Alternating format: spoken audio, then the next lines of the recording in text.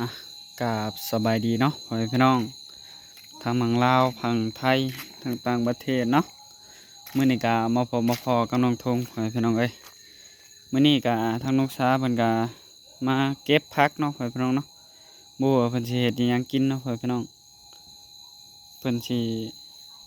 เอาไปใส่อิหยังเนาะ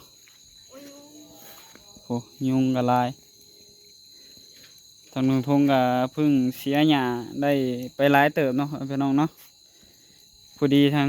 แม่FCเพันผักเม็ดผักมาสิให้ปลูกเนาะพี่น้องทางน้องทงก็เริ่มเสียหญ้าสิปลูกผักเพราะว่าผักนี่ก็หลายเติบเนาะพี่น้องเนาะมีหลายแบบเนาะผักมันมีหลายหลายแนวสบายดีเด้อแม่ซีเพื่อนสุขุมคนมึงไม่พาขึ้นดอกบ่เลยทงผมอ้าวสบายดีไหมรุ่มบ่ได้เห็นเมื่อกี้นี้สบายดีเด้อโทรศัพท์จนน่ะปินไว้ทั้งหมดสบายดีเด้อแม่ซีเพื่อนสุขุมทุกคน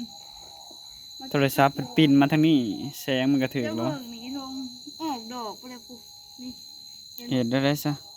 อันนี้ก็สิเอาไปเห็ดสมพักลองเห็ดครั้งแรกทางภาษากันแต่ละเถื่อก็มีแต่แม่เห็ดอยู่เพื่อนไปกินอยู่บ้านเด้ทง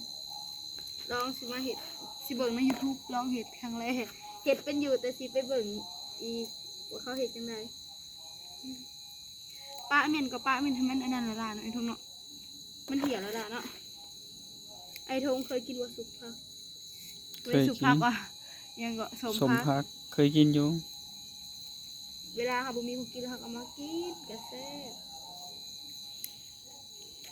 เห็ดว่าตอนนี้กำลังเข่าทางไอ้ทงกินข่าวแต่ก็ยังบ่ได้เบิ่งหมอเลยว่ามันผดหรือบ่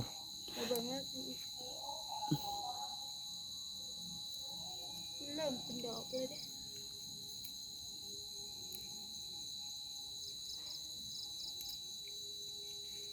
เสียหยาว่าสิปลูกผัก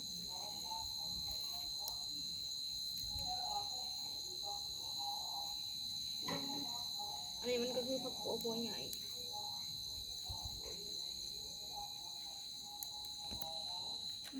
โอ้ยเป็นตะมวนอะไรเพลงเนาะเป็นตะมวนอะไรเพลงเพิ่นเปิดเพลงเป็นเปิดทุกมื้อเนาะมีตู้แล้วเปิดจะเทินดิบเลยดิบงามเลย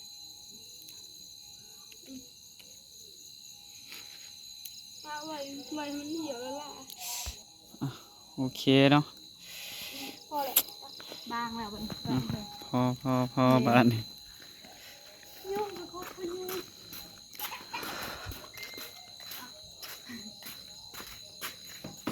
อันนี้ทางซ้ำกระลางถอยเลยไปทางปักขึ้นไปหลังโต๊ะปะฮะขึ้นไปหลังโต๊ะ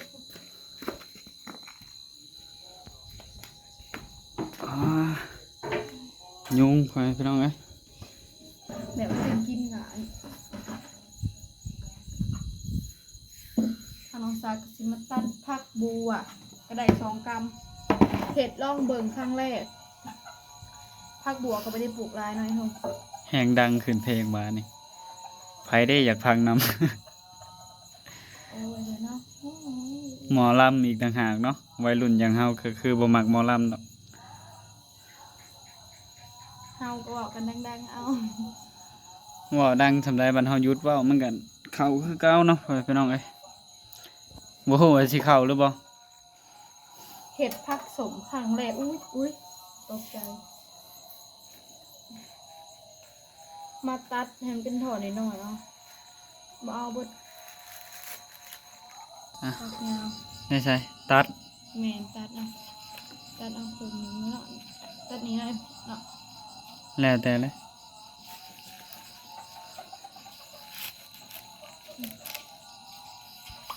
ตัดผักบัวเลยนี่ตัดกระเทียม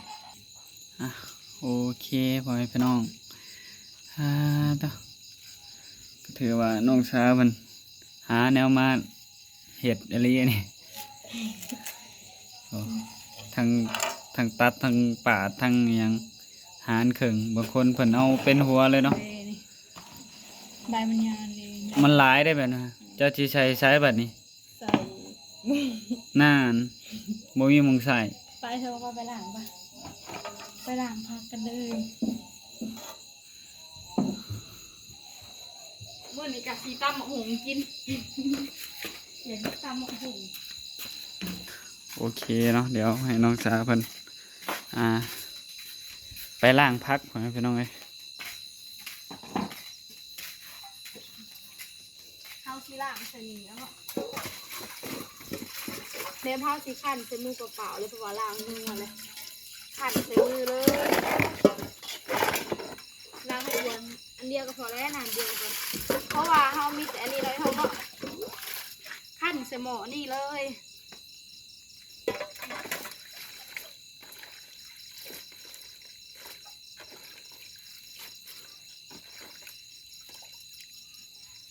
ใบงาค่ะนี่ค่ะเอาขันและน้ำมันก่อนค่อยมากินสมพักเวลาโบมีคนกินแล้วก็เอามากินจับประแดกกันออกเพชรแสบว่ามันแสบว่ามันคิดไปก่อนไอ้ดงมานี่ขันนี้แล้วมันจะรูปลงแบบนี้เซ่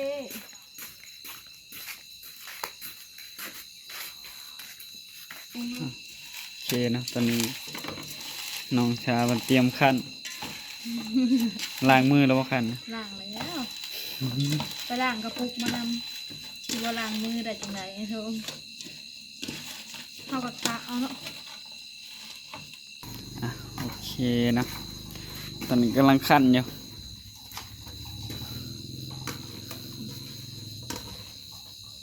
หั่นแบบเดียวก็ได้แล้วนะ มันเป็นบ่ อืม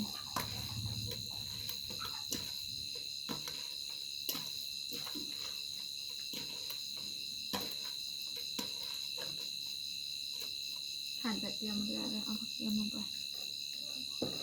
โอ้โหผมนี่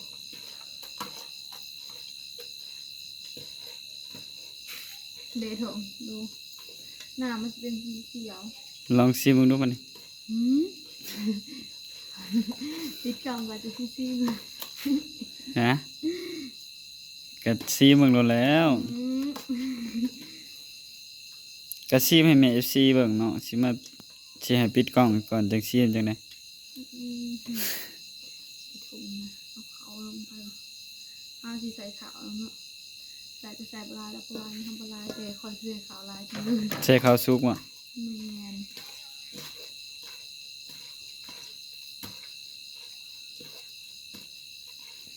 ใช่เบิ่งดูหน้าตาสม อืมแสบแสบตาขันไปทำไม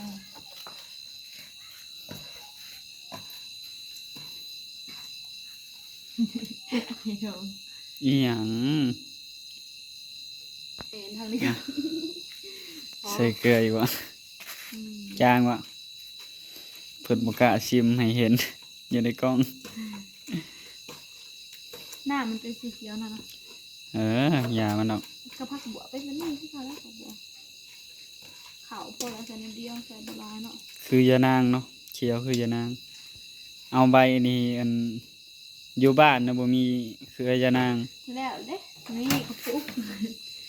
ย่องเอาใบหยังก็ใบย่องเอาใบอันนั้นมาเฮ็ดเป็นยานาง อืมแล้วเราก็ใส่อัดเสาลงไปนี่เลยแล้วเสร็จแล้วจ้าทาอัดเลยกระปุกกระสือมาแต่โดนเนาะอืมเอาบีบบัวขาวทางนี้ดูนะบีบบัวขาวนะนี่ แน่นปึ๊บ ป ก่อ ลาไห น ว1 คืน 2 คืนก็ได้กินคืนเดียวก็ได้กินปะแล้วไปล้างมันกันด้วยกัน อ่ะเอาขันเรียบร้อยแล้วน้องสาวเพิ่นก็โอ้ตอนนี้ก็เข้าวเริ่มสิสุกแล้วเนาะอายขึ้นทวดๆเลยโอ้ทางไก่น้อยนี่ก็มันบ่ค่อยแข็งเหือแข็งแห้งปานใดเนาะไก่น้อยนี่ครั้งมันไวหลาย ปล่อยก็บ่ได้ย่านตัวผู้ซับพ่อแม่พี่น้องตัวผู้แห่งซับเป็นครับคันนำปล่อยออกไปนี่เตะเลย ก็เลยบ่ได้ปล่อยเลยขังไว้เลยเอาให้มันอยู่หมองกว้างๆไปนี่เนาะ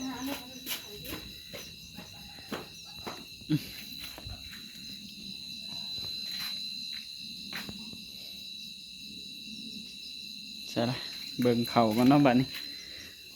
อึบอายขึ้นทวดๆบัดนี้เนาะ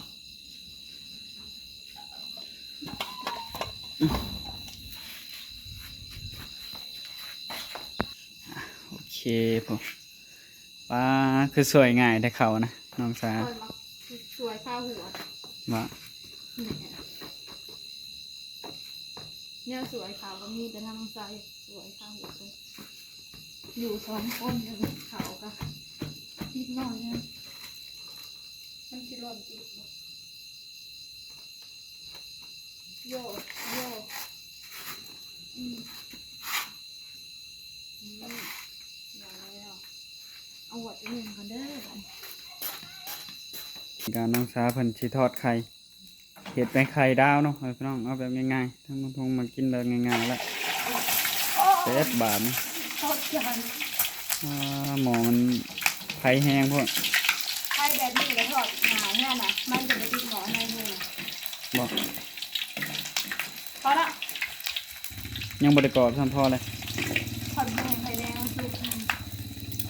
ก็ให้มันกรอบแล้วให้มันสุกแล้ว งานบ่อยเท่าเหมือน งามงามงาม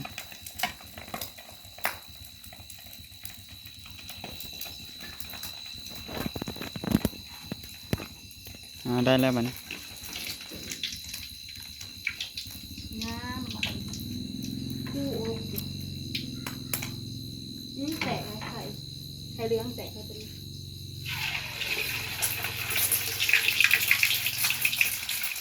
เดียวนิดหน่อยมันจะบอตี้จีกันเท่านึงกันนะก็ใส่น้ำมันเหมือนเดียวเลย ใช้น้ำมันลายใช่ปะบอกน้องสานี่น้องสาสิเห็ดยังกินต่อ ฮะ สิทอดชิ้นพร้อมบ่นะ สีเหลืองตัวเดียวนี่แต่มันถอดแล้วมันจะเป็นนิดน้อยพอไฟดิบน้อยเป็น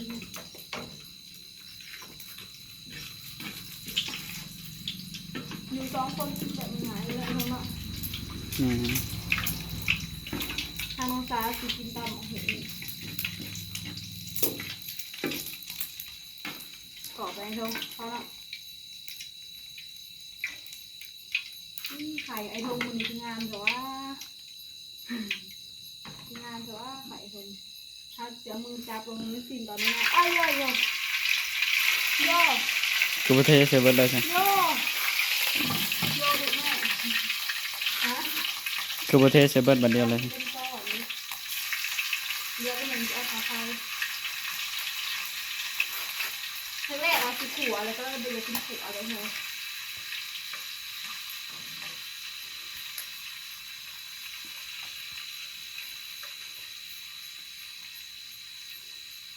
โยมันตอนหมุนกันแล้วเพราะว่าเขาขยับเขาขันมันดีเขาอยากมันเขาขันหมุนเพราะว่ามันติดกับอะไรไขมันมันมี โอเคเนาะโอ้น้องสาวมันก็ใส่สิ้นเบิดละบัดคางหมอขึ้น น้ำมันลงอีก ยังบ่พออยู่ว่าน้ำมันจ้ะเนาะ ตามไข่เทียบท้องเหนือเหรอ โอเคเนาะตอนนี้ก็น้องสาวเพิ่นก็สิตำบักหุ่งเพิ่นต่อบาดนี้ ไข่เทียบท้องอ่ะ ใส่บักเพชรซอกมาก็ ตามไปหูได้แล้วจะไปเทียบท้องกัน เดี๋ยวมาขลุ่นเด้อนี่เด้อ ตามมาเลย ปลามันเลย โอ้บาดมันใหม่มากเลย โทษไอ้ทุ่ม สิมาโทษบ่ได้เด้อสิมาโทษมือกล้องเนาะเพิ่นพี่น้อง เอาบ่อยทง หอมหอมหอมอย่าเห็ดมันใหม่ร้ายได้เดียวมันสิบ่แซ่บ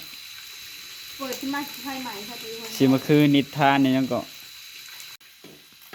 คือในนิทานนะเมียเห็ดใหม่ก็ว่าเห็ดใหม่ก็ว่าแซ่บนะบ่ได้ได้แบบนี้ ตอนแซ่บเอาเห็ดนะใหม่ไปกินเลย ยันเมียบ่พอใจเด้เบิ่งนิทานเนาะแบบว่าเมียเห็ดของกินไผใหม่เนี่ยนะแบบผู้เฒ่าเนาะเพิ่นเอาผู้สาวน้อยนะผู้เฒ่าเพิ่นเอาผู้สาวน้อยเลย อันนั้น คันนะบ่ย่องว่าแซ่บมึงน่ะเอาไปกิน ฮะเห็ดใหม่แล้วยังมาแซ่บเสือบอกว่า เดี๋ยวเป็นแบบพี่เจ๊เข้าไปเลยข้างนอกใส่เผ็ดซองหมาเองไอ้ท้องจะกินบอตามมันค่ะ ยังบ่ฮู้คือกัน อาจจะบ่แน่เนาะตอนแรก มันเผ็ดนะแบบผิดปนเพราะว่าโขกมันเอาตามมันผิดปนเลย ว่า ไปละแบบพออยากใส่เผ็ดซองหมาใส่เกลือใส่ปนเลย ที่จริงก็บ่มักปานใดดอกตามบักฮุงยามดึกๆดื่นๆวันนี้ฮะยามค่ำมันนี่บ่อยากกินปานใดดอกแบบกินส้มกินแซวนะพวกกินอยู่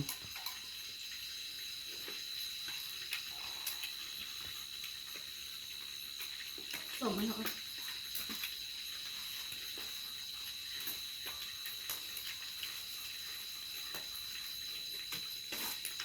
สม จักว่าใหม่หรือว่าจักนี่ ยังเปิดที่มาตีใหม่สิยังดิ มีแต่มายั่งตลอดทนว่าใหม่ก็แห้งอย่างนี้แหละ แบบสมหวาน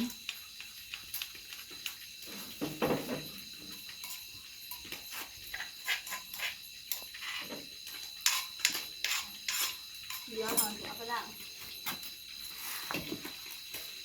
เชฟเริ่มแล้วเริ่มใหม่ละ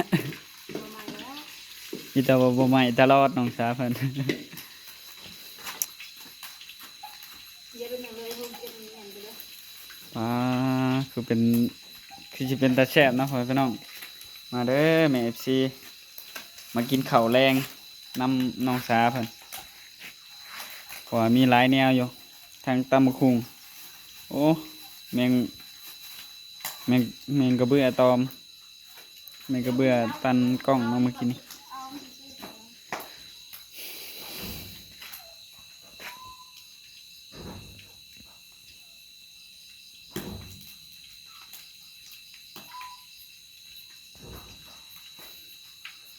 เอา เอากระโตกมาแล้วบานขี้เหงื่อ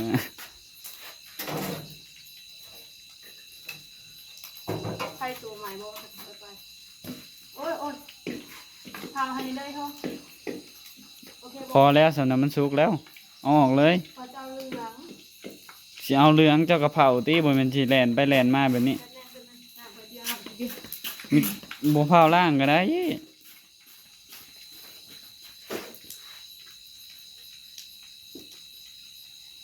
เนาะน้องชายมันก็ปลาซีนเลยแล้วทำมันทงไปขลุ่นกับมันอ่ะโอเค ตอนนี้ก็เอามาเบิ้งในน้องชามันไปครัวแต่แนวอื่นเพราะว่าใหม่แล้วทางนี้ มันบ่ได้อยู่หมุงเก่าได้ เด้เหลืองพอดีน้ำพอดีไทยเบิดเลย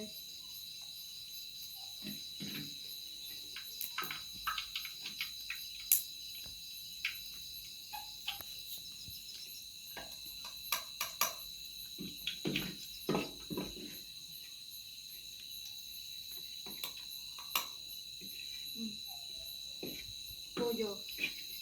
นี่ไอ้เท่า เรียบร้อยออกมาพันยังเดินหอยเดียว เอาขอบเนื้อเนาะสิบให้มันหดไงบ้างไอ้คนตายดีก่อนที่ท้ายเลยนะปฏิมาเมียนเนาะเดี๋ยวเก็บเพื่อนนี่เลยไปอันนั้นไข่ด้วยซอสหมูทางมองตากับคอยชิ้นไข่ดาวไปนะ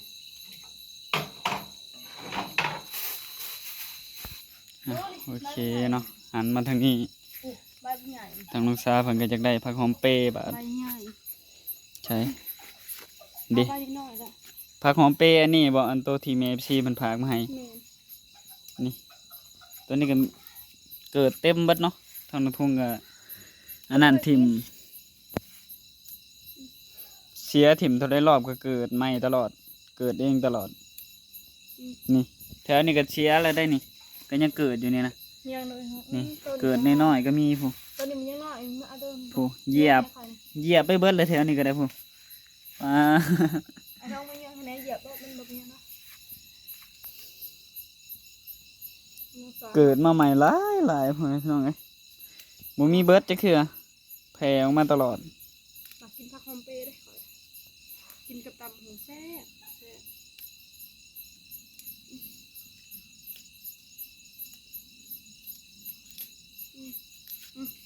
นี่ลายเถอะกินคนเดียวกับบุบเบิ้ลเอาไป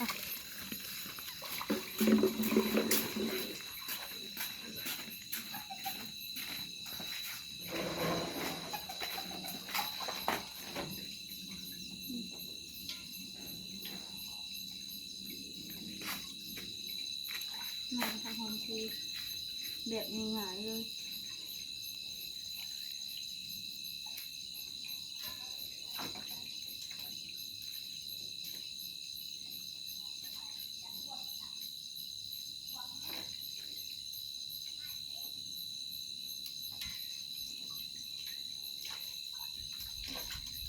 นี่เลยทำที่